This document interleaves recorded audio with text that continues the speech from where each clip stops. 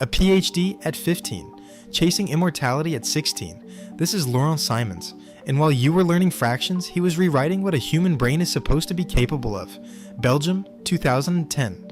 A baby is born with an IQ of 145 and a memory that doesn't forget. Not good with names, photographic. He sees a page once and it is filed forever, the kind of memory that would make flashcards file for unemployment. By age 4, he is correcting his teachers. By age 6, his parents pull him out of primary school because there is nothing left to teach him.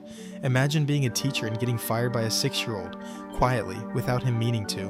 By age 8, he has finished high school, the entire curriculum done. Most kids' big achievement at 8 is tying their shoes without crying. Laurent is losing patience with the system. Then comes the move that breaks the internet.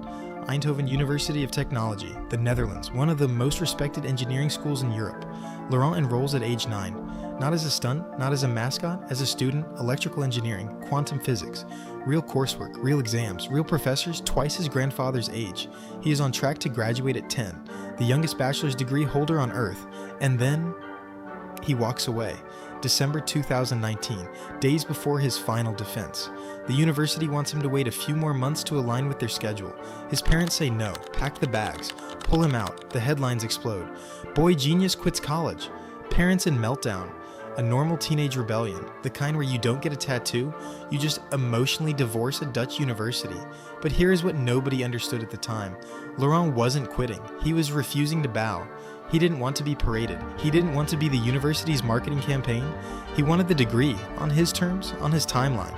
So he transferred, finished his bachelor's at age 11, locked in his master's at age 12, and kept climbing. At an age where most kids are negotiating screen time, Laurent is negotiating with physics departments. Now we get to the part that sounds like science fiction. November 2025, University of Antwerp. A 15-year-old in a suit 2 sizes too big walks into a defense room packed with PhD physicists. The title of his thesis, Bose Polarons and Superfluids and Supersolids. Translation, he is studying what happens to particles inside the strangest forms of matter ever discovered. States of matter that flow without friction. Solids that behave like liquids. Quantum impossibilities that most physicists spend a lifetime trying to understand. Laurent spent a Tuesday. He defends. He passes.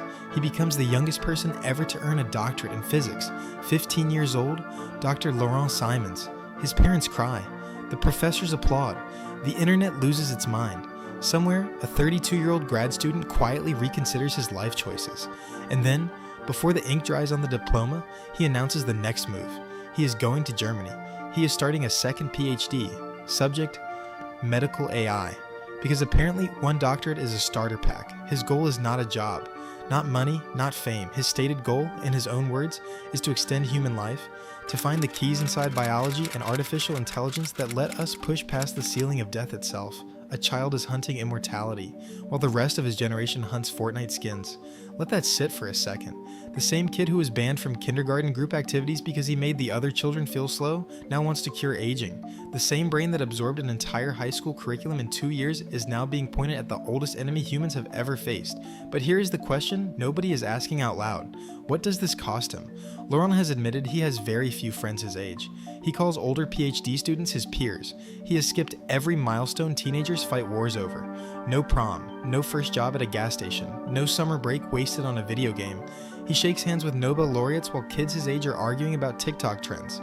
One of these things will matter in 50 years. The other is TikTok. His mother says he is happy. Maybe he is. Maybe genius at this scale doesn't grieve what it never wanted. Or maybe Laurent Simons is the first draft of a new kind of human.